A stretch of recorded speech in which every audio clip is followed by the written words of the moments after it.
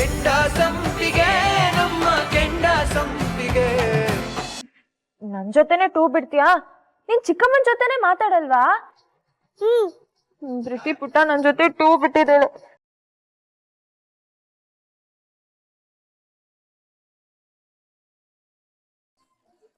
ಚಿಕ್ಕಮ್ಮ ಅಳ್ತಿದ್ಯಾ?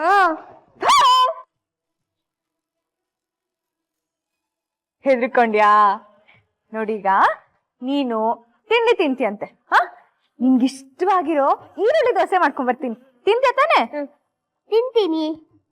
ಸರಿ, 5 ನಿಮಿಷ ಇಲ್ಲೇ ಕೂತಿರು, ನಾನು ಮಾಡ್ಕೊಂಡ್ ಬಂದ್ಬಿಡ್ತೀನಿ. ನೀಲಕ್ಕ, ಇದು ಬೇಡ, ನಾನು ಅವಳಿಗೆ ದೋಸೆ ಮಾಡ್ಕೊಡ್ತೀನಿ. ಬನ್ನಿ ನನ್ ಜೊತೆ. ರೀ, ಯಾವತ್ತಾದ್ರೂ ನಮ್ ಸಾಧನ ಮಗುನ ಈ ರೀತಿ ಮುದ್ದು ಮಾಡಿ ಊಟ ತಿನ್ಸಿದ್ದಾಳ?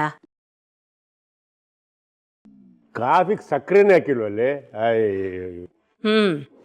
ಒಟ್ನಲ್ಲಿ ನನ್ನ ಪ್ರಶ್ನೆಗೆ ಉತ್ತರ ಕೊಡಬಾರ್ದು ಅಷ್ಟೇ ಅಲ್ಲ? ಹೇ ಚಿಕ್ಕಮ್ಮ ದೋಸೆ ತರ್ತಾರೆ, ಹೇ ಚಿಕ್ಕಮ್ಮ ದೋಸೆ ತರ್ತಾರೆ. ಹುಷಾರು, ಬಿದ್ಬಿಡ್ತೀಯಾ? ನೋಡಿದ್ರ ಅವಳು ಸಡಗರಾನ? ನಿಂಗಿಷ್ಟವಾಗಿರೋ ದೋಸೆ ಮಾಡಿದೀನಿ, ತಗೋ. ಬೇಗ ಬೇಗ ತಿನ್ಕೊಂಡು ಸ್ಕೂಲ್ಗೆ ಹೊರಡ್ಬೇಕು.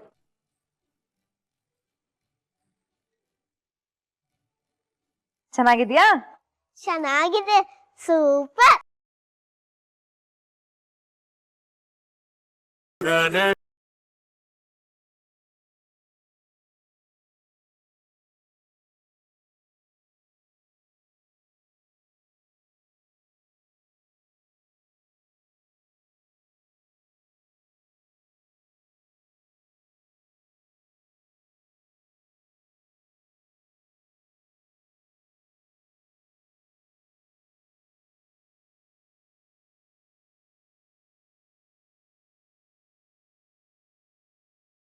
ರಿತಿ, ಸ್ಯಾಂಡ್ವಿಚ್ ತಿನ್ನು ಅಂತ ಹೇಳಿರ್ಲಿಲ್ವಾ? ಈ ಹಾಳ ದೋಸೆನೆಲ್ಲ ಯಾಕೆ ತಿಂತಾ ಇದ್ಯಾ? ಸಾಧನ, ಏನಾಗಿದೆ ನಿಂಗೆ? ಸ್ಯಾಂಡ್ವಿಚ್ ಬೇಡ ಅಂತ ಮಗು ಕೋಪ ಮಾಡ್ಕೊಂಡಿತ್ತು, ಅದಕ್ಕಿಷ್ಟ ಅಂತ ದೋಸೆ ಮಾಡ್ಕೊಟ್ಲು. ಆ ಮಗು ದೋಸೆ ತಿನ್ನೋದ್ರೊಳಗೆ ಕೆಳಗೆ ಹಾಕಿದ್ಯಲ್ಲ, ನಿನ್ ಪಾಪ ಸುತ್ಕೊಳಲ್ವಾ? ಎಲ್ಲ ನಿಮಗೆ ಇರ್ಲಿ. ಅವಳು ಏನ್ ತಿನ್ಬೇಕು ಏನ್ ತಿನ್ಬಾರ್ದು ಅನ್ನೋದನ್ನ ನಾನ್ ಡಿಸೈಡ್ ಮಾಡ್ತೀನಿ. ನೀನಂತೂ ಮಗುನ ಸರಿಯಾಗಿ ನೋಡ್ಕೊಳ್ಳೋದಿಲ್ಲ. ಸಾಕತ್ತೆ. ನನ್ ಮಗಳನ್ನ ಹೇಗ್ ನೋಡ್ಕೋಬೇಕು ಅನ್ನೋದನ್ನ ನೀವ್ ನನಗ್ ಅಡ್ವೈಸ್ ಮಾಡ್ಬೇಡಿ. ಜೊತೆ ಬರ್ತಾ ಬರ್ತಾ ನಿಂದು ಜಾಸ್ತಿ ಆಯ್ತು. ಈಗ ನನಗ್ ಟೈಮ್ ಇಲ್ಲ, ಸಂಜೆ ಬಂದ್ ವಿಚಾರಿಸ್ಕೋತೀನಿ.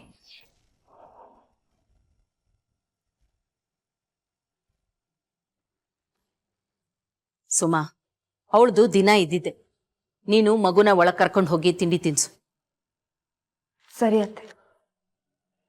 ಹಾಗೆ ನೀಲ ಕ್ಯಾರಿಯರ್ಗೂ ಸ್ಯಾಂಡ್ವಿಚ್ ಹಾಕಿದಾಳಂತೆ, ಅದನ್ನ ತೆಗೆದ್ಬಿಟ್ಟು ದೋಸೆನೇ ಮಾಡ್ಕೊಡು. ಭದ್ರತೆ. ಸುಮಾ, ಆಮೇಲೆ ದೇವಸ್ಥಾನಕ್ಕೆ ಹೋಗ್ಬೇಕು, ರೆಡಿಯಾಗು. ನಮ್ಮ ಮನೆಯವ್ರಿಗೆ ನನ್ನ ಉಳಿಸ್ಕೋಬೇಕು, ಅವಳ ಹತ್ರ ಮಾತಾಡ್ಬೇಕು, ಅವಳನ್ನ ಒಪ್ಪಿಸ್ಬೇಕು, ಅವಳನ್ನ ನನ್ನ ಜೊತೆ ಸೇರಿಸ್ಬೇಕು ಅನ್ನೋ ಯೋಚನೆ ಇಲ್ಲ ಬ್ರೋ. ನಮ್ಮಪ್ಪ ಅಂತೂ ಮಾತಿಗೂ ನೀನು ವೇಸ್ಟ್ ಫೆಲೋ, ನೀನ್ ಯೂಸ್ ಇಲ್ಲ ಅಂತ ಹೇಳಿ ಹೇಳಿ ಹೇಳಿ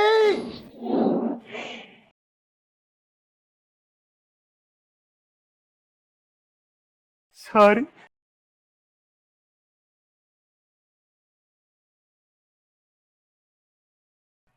ಇನ್ನು ನಮ್ಮಮ್ಮ ನನ್ ಕರ್ಮ.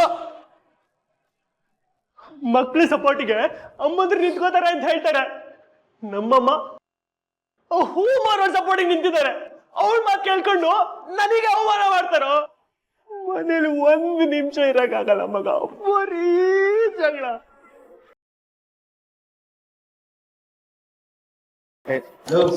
ನೋಡ್ ಮಗ ಮಗ ನೋಡ್ ಮಗ, ಎಲ್ಲದಕ್ಕೂ ಒಂದು ಲಿಮಿಟ್ ಅನ್ನೋದು ಇರತ್ತೆ ಮಗ. ನಿನ್ ಲಿಮಿಟ್ ಮೀರ್ತಾ ಇದ್ಯಾ, ಕೇಳಿಸ್ಕೊ ಇಲ್ಲಿ. ನಿಂಗೆ ಇಲ್ಲೇನಾದ್ರು ಆದ್ರೆ ನಮ್ ತಲೆಗೆ ಬರುತ್ತೋ? ಪ್ಲೀಸ್ ಮನೆಗೆ ಹೊರಡು ಪ್ಲೀಸ್. ಫ್ರೆಂಡ್ ಆಗಿ ನೀನು ಮನೆ ಬಿಟ್ಟು ಹೊರಗಡೆ ಹೋಗು ಅಂತ ಹೇಳ್ತಾ ಇದ್ದಲ್ಲ ಮಗ. ಹಂಗಲ್ಲ ಮಗ. ಮಗ, ಫ್ರೆಂಡು ಅಂತ ಹೇಳ್ತಿದೀವೋ?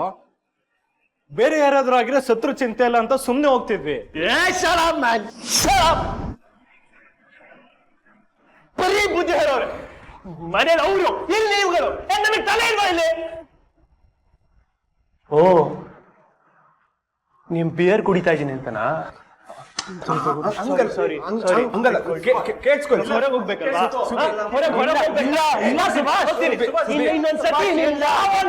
ನೋಡಲ್ಲ ಕಣ, ಇನ್ನೊಂದ್ಸತಿ ಜಾಗಕ್ಕೆ ಅರ್ಥ ಮಾಡ್ಕೋ.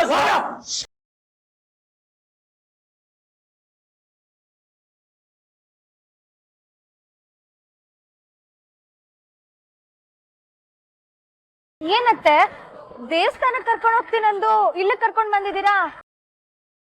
ನಾನ್ ಒಡವೆ ಅಂಗಡಿಗೆ ಕರ್ಕೊಂಡು ಹೋಗ್ತೀನಿ ಅಂದಿದ್ರೆ ನೀನ್ ಬರ್ತಿದ್ಯಾ? 108 ಪ್ರಶ್ನೆ ಮಾಡ್ತಿದ್ದೆ. ಈಗ ದೇವಸ್ಥಾನ ಅಂತ ಹೇಳಿದ ತಕ್ಷಣ ಬಂದೆ ತಾನೆ, ಅದಕ್ಕೆ ಬಾ ಒಳಗೆ ಬಾ.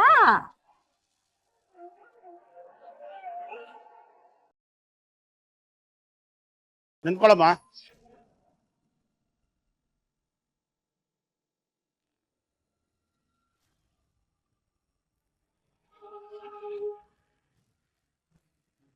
ಏನ್ರ ಅಮ್ಮನ ತಿರ್ಗಾ ಅಲ್ಲೇ ಕುಣಿಸಿದ್ರಲ್ರಿ?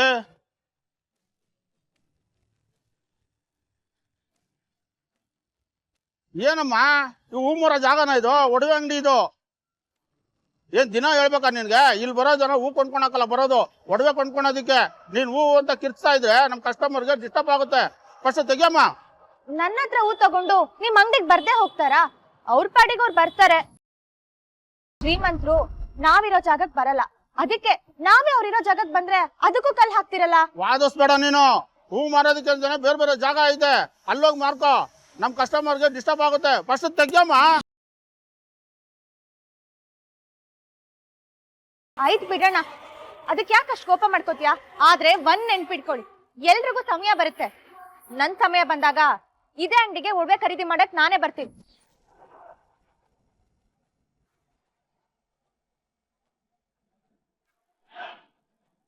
ನೀನು ಹೂ ಮಾರೋಳ್ತಾನೆ.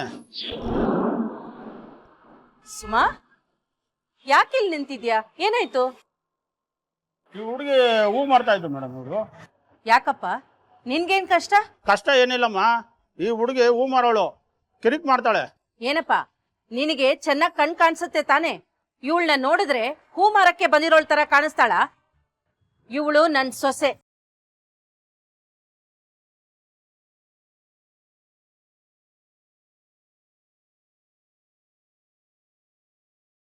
ಒಡವೆ ತಗೊಳ್ಳೋದಿಕ್ಕೆ ಇಲ್ಲಿಗೆ ಬಂದಿದೀವಿ. ನಿನ್ಗೇನಾದ್ರೂ ಸಮಸ್ಯೆ ಇದೆಯಾ? ಇಲ್ಲ ಮೇಡಮ್. ನೋಡಪ್ಪ, ನೀನು ಇಲ್ಲಿ ಕಾವಲ್ ನಿಂತು ಹೇಗೆ ನಿನ್ ಕುಟುಂಬನ ಕಾಪಾಡ್ತಾ ಇದೆಯೋ ಹಾಗೆ ಹಿಂದೊಮ್ಮೆ ಇವಳು ಹೂ ಮಾರ್ತಿದ್ಲು. ಅದ್ರಲ್ಲಿ ಏನಿದೆ ತಪ್ಪು?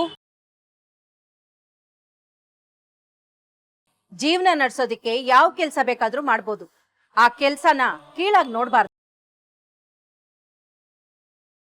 ಈಗೇನು, ನಾವ್ ಒಳಗಡೆ ಹೋಗದಾ ಇಲ್ಲ ಬೇರೆ ಅಂಗಡಿ ನೋಡ್ಕೊಳ್ಳ? ಅಯ್ಯೋ ಸಾರಿ ಮೇಡಮ್, ದಯವಿಟ್ಟು ಒಳಗಡೆ ಹೋಗಿ.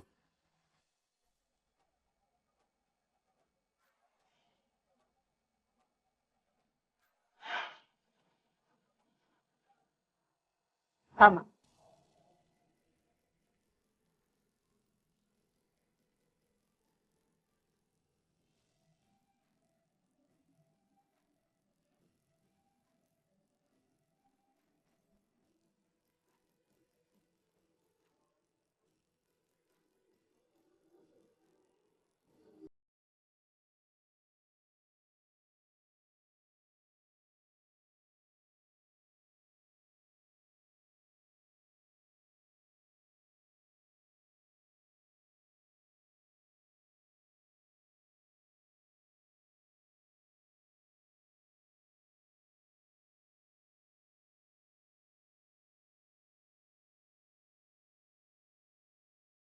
ಯಾಕಮ್ಮ ಇಲ್ಲೇ ನಿಂತ್ಬಿಟ್ಟೆ? ಏನಾಯ್ತು? ಅತ್ತೆ, ನಾನು ಹೊರಗಡೆ ಕೂತ್ಕೊಂಡು ಹೂ ಮಾರ್ತಿರ್ಬೇಕಾದ್ರೆ ಅಲ್ಲಿಂದಾನೇ ಒಳಗಡೆ ಇರೋರ್ನ ನೋಡ್ತಿದ್ದೆ. ನನ್ನ ಹಣೆ ಬರದಲ್ಲಿ ಈ ಅಂಗಡಿ ಒಳಗೆ ಬರಕ್ ಆಗಲ್ಲ ಅನ್ಕೊಂಡಿದ್ದೆ, ಆದ್ರೆ ಇವತ್ತು ಬಂದಿದ್ದೀನಿ. ನನ್ ಕನ್ಸಲ್ಲೂ ಅನ್ಕೊಂಡಿರ್ಲಿಲ್ಲ ಅತ್ತೆ. ಈಗ ಬಂದಾಯ್ತಲ್ಲ, ಸಂತೋಷ ಪಡು. ಇಷ್ಟು ದಿನ ಹೊರಗಡೆಯಿಂದ ಯಾರ್ಯಾರು ಒಡವೆ ತಗೋತಾರೆ ಅಂತ ನೋಡ್ತಾ ಇದ್ದೆ, ಇವತ್ತು ನೀನೇ ಒಡವೆ ತಗೊಳಕ್ ಒಳಗ್ ಬಂದಿದ್ಯಾ.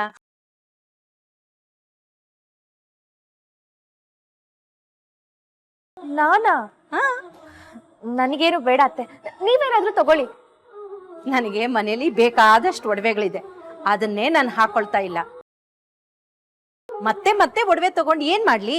ಈಗ ಒಡವೆ ತಗೊಳಕ್ ಬಂದಿರೋದು ನಿನಗೆ. ಅಯ್ಯಯ್ಯೋ, ನನಗೇನು ಬೇಡ ಅತ್ತೆ, ನೀವ್ ತಗೊಳ್ಳಿ. ನಾನಿವಾಗ ಹೇಗಿದ್ದೀನೋ ಹಾಗಿರೋಕೆ ಇಷ್ಟ. ನಿನಗೆ ಬರೀ ಸೀದಾ ಸಾದಾ ಬದುಕೋದು ಹೇಗೆ ಅಂತ ಮಾತ್ರ ಗೊತ್ತಿತ್ತು, ಗತ್ತಾಗಿ ಬದುಕೋದು ಹೇಗೆ ಅಂತ ನಿನಗೆ ಗೊತ್ತೇ ಇಲ್ಲ. ಸಾಧನಾ ಫ್ರೆಂಡ್ಸು ಮನೆಗ್ ಬಂದವರೆಲ್ಲ ನೀನ್ ನೋಡಿ ಕೆಲಸದವಳು ಅಂತ ಹೇಳ್ಬೇಕಾದ್ರೆ ನನ್ಗೆಷ್ಟು ಬೇಜಾರಾಗ್ತಾ ಇತ್ತು ಗೊತ್ತಾ?